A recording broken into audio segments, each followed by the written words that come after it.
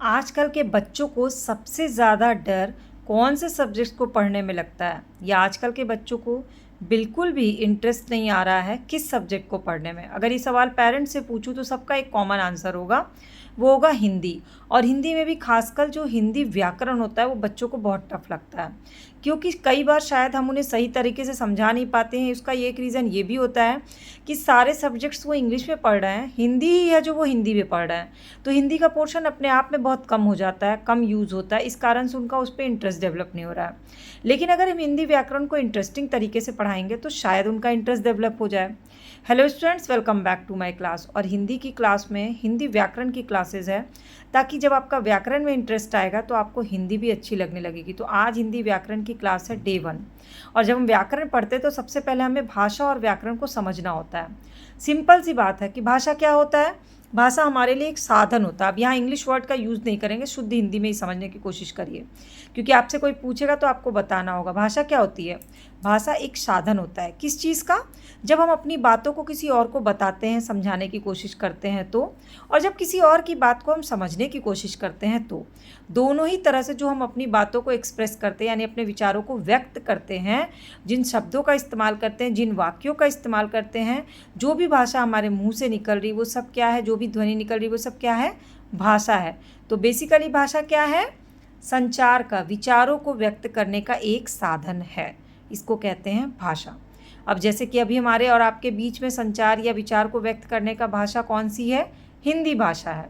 आप मेरी बात समझ पा रहे हैं, सुन रहे हैं?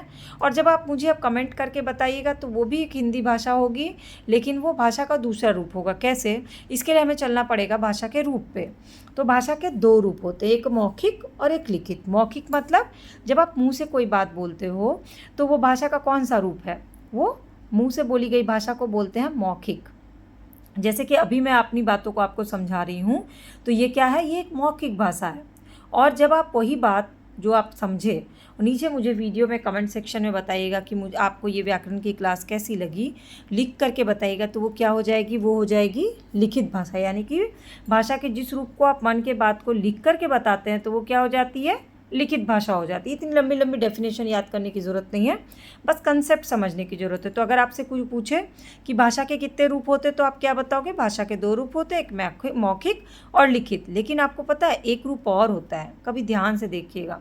जो लोग बोल नहीं सकते, मान लीजिए कोई ऐसा है जो बोल नहीं सकता है और जिसकी आंखें भी नहीं है, लिख भी नहीं पाएगा, तो या फिर उसके हाथ नहीं है, वो लिख नहीं सकता है, तो वो कैसे एक्सप्रेस करेगा अपनी बात को? क्या वो बात नहीं करेगा? बिल्कुल करेगा। तो वो क्या चीज़ की प्रयोग करता है? वो सांकेतिक भाषा, इशारों में आपको अपनी बातें बताता है। तो वो, और आप इशारों से उनसे बात करते हो, वो क्या हो जाती है? सांकेतिक भाषा होती है। तो बेसिकली वैसे तो मेन दो भाग ही होते हैं, मौखिक और लिखित, लेकिन तीसरा टाइप भी होता है जो होता है सांकेतिक भाषा का। अगर एग्जाम में पूछे कि भाषा के कितने प्रकार होते हैं तो आप दो पे ही टिक लगाना, लेकिन मैं आपको एक अलग से बता रही हूँ कि एक भाषा और होती है सांकेतिक भाषा। ठीक, अब चलते हैं। भाषा जब दो हो गई, अब इसके भी तो पार्ट होंगे ना। तो भाषा की इकाई कितनी होती है? पार्ट्स। ओके, पहली होती है ध्वनि। जब मुंह से कोई आवाज़ निकल रही है, मेरी आवाज़ अलग है, आपकी आवाज़ अलग होगी, मम्मी की अलग, पापा की अलग, वो सब क्या है? वो ध्वनि है। तो भाषा की पहली इकाई क्या हो गई? ध्वनि, जो सुनाई पड़ती है। दूसरा होता है वर्ण। वर्ण क्या होता है? छोटी छोटी सी मूल ध्वनि जो होती है उसको बोलते हैं वर्ण। जैसे अ, ई, उ, ये आपके एक शब्द के, एक जो आप पूरा बोलते हैं उसमें छोटे छोटे से जो वर्णों को जोड़ के बनता है ना, वो होता है वर्ण। इसके बाद आता है शब्द। जब वर्ण एक साथ इकट्ठे हो जाते हैं तो क्या बन जाता है? एक शब्द बन जाता है। जैसे क, म और ल। कमल अलग अलग एक वर्ण है, लेकिन जब एक साथ मिल गए तो क्या बन गए? कमल बन गए। जैसे मेरा नाम है रचना, तो र अलग वर्ण है, च अलग वर्ण है, न अलग वर्ण है और आ की मात्रा अलग है, चारों मिला के क्या बन गए? रचना। अब आपका नाम क्या है? नीचे कमेंट सेक्शन में मुझे बता दीजिएगा, तो मुझे भी पता चलेगा कि कितने वर्ण मिल के आपका नाम बना है। अब आता है वाक्य। अब कई शब्द जब मिल जाते हैं तो पूरा वाक्य बन जाता है। जैसे मैं आपको पढ़ा रही हूँ या रचना आपको पढ़ा रही है, इसमें कितने शब्द मिले हैं? रचना आपको पढ़ा रही है, 5 शब्द मिलके क्या बनाते हैं? बना दिया एक वाक्य बना दिया। जैसे दिव्या पुस्तक पढ़ती है। इस वाक्य में दिव्या पुस्तक पढ़ती है अलग अलग शब्द है जिनको जोड़ के एक वाक्य बन गया। तो वाक्य किससे मिलके बनता है, फिलिंग द ब्लैंक में पूछेगा तो आप क्या बताओगे, वाक्य शब्दों से मिलके बनता है। शब्द किन का सार्थक समूह होता है, शब्द जो होता है वो एक एक वर्ण का समूह होता है। ठीक, तो सबसे छोटी इकाई क्या हो गई, सबसे छोटा होता है वर्ण, उससे बड़ा होता है शब्द और उससे बड़ा हो जाता है वाक्य। ठीक है, अब आते हैं, सब कुछ तो हो गया तो फिर व्याकरण की क्या ज़रूरत पड़ी। एक्चुअली जब हम कोई भी चीज़ बोलते हैं ना तो उसको शुद्ध बोलना ज़रूरी होता है। जैसे मैं अगर आपको बोलूँ कि पढ़ा रही रचना तुमको, तो आपको लगेगा क्या ऊट पटांग की बातें कर रहे हैं, क्योंकि ये मैंने जो वाक्य बोला है वो शुद्ध नहीं है। शुद्ध तो ये होगा ना कि रचना पढ़ा रही है तुमको। ठीक है, तो जब हम भाषा को शुद्ध बनाने के लिए कोशिश करते हैं ना तो उसके लिए हमें किसकी ज़रूरत होती है, व्याकरण की ज़रूरत होती है, जो इंग्लिश में भी होती है, हिंदी में भी होती है, किसी भी भाषा में होती है।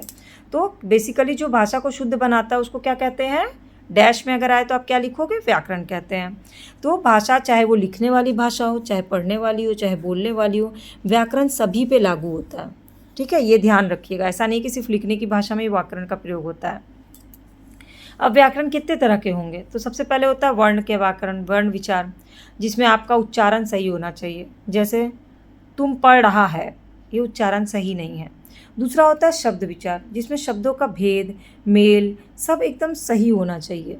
और तीसरा होता है वाक्य विचार, जब आप पूरा वाक्य बना रहे हैं तो उसमें विराम चिन्ह, कहाँ रुकना है, कहाँ फुल स्टॉप लेना है, कहाँ पे इन्वर्टेड कोमा होगा, ये सब विराम चिन्ह जो मैं आगे आपको पढ़ाऊँगी ये सब क्लियर होना चाहिए, तो ही एक वाक्य पूरा शुद्ध माना जाता है।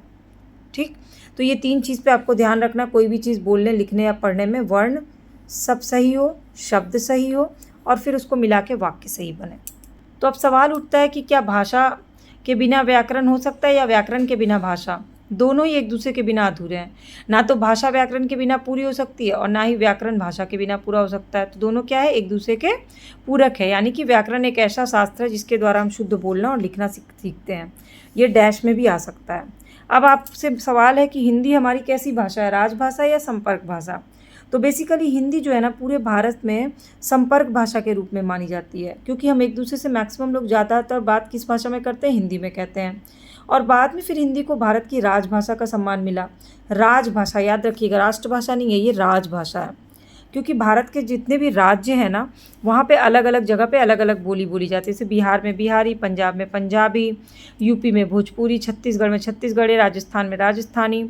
तो हर जगह की अलग अलग लैंग्वेज होती है, लेकिन एक कॉमन लैंग्वेज जो पूरे देश में है वो क्या है, हिंदी है, और बाकी राज्यों की भाषा अलग अलग है। तो आज हमने भाषा और व्याकरण में कौन कौन से क्वेश्चन देखे, एक तो कंसेप्ट समझ लिया, दूसरा अगर क्वेश्चन कोई पूछता भी है तो हमारे विचारों को व्यक्त करने का साधन क्या है, फिलिंग द ब्लैंक पे आप क्या करोगे, ऑप्शंस भी आ सकते हैं। तो आप क्या लिखोगे, भाषा। भाषा के कितने रूप होते हैं, भाषा के 2 रूप होते हैं, ये क्वेश्चन पूछ सकता है।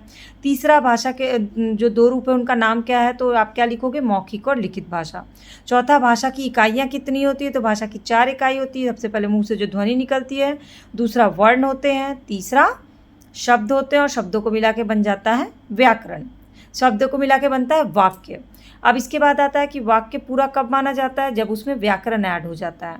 व्याकरण क्या होता है, भाषा को शुद्ध करने का एक साधन होता है, तभी क्योंकि भाषा के बिना व्याकरण अधूरा है, व्याकरण के बिना भाषा अधूरी है।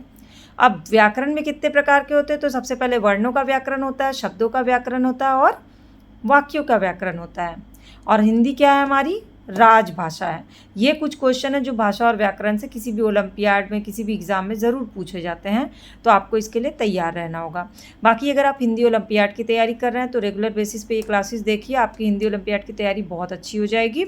और आपको हिंदी में क्या कौन सा टॉपिक पढ़ना है वो नीचे कमेंट सेक्शन में मुझे बता दीजिएगा। मैं कोशिश करूँगी कि आपको पहले वो टॉपिक्स कवर करा दूँ, और अगर आपको समझने में आसानी हो रही है तो बहुत अच्छी बात है, अगर मुश्किल हो रही है तो किस तरीके से समझाऊँ वो भी आप मुझसे शेयर कर सकते हैं, ताकि मैं आपको और आसान तरीके से समझाऊं। फिलहाल आज जो मैंने क्वेश्चंस दिए हैं उनमें से आपको सबसे बेस्ट क्वेश्चन कौन सा लगा, नीचे कमेंट सेक्शन में बताइएगा, जो आपको लगता है कि किसी भी एग्ज़ाम में ज़रूर पूछा जाएगा।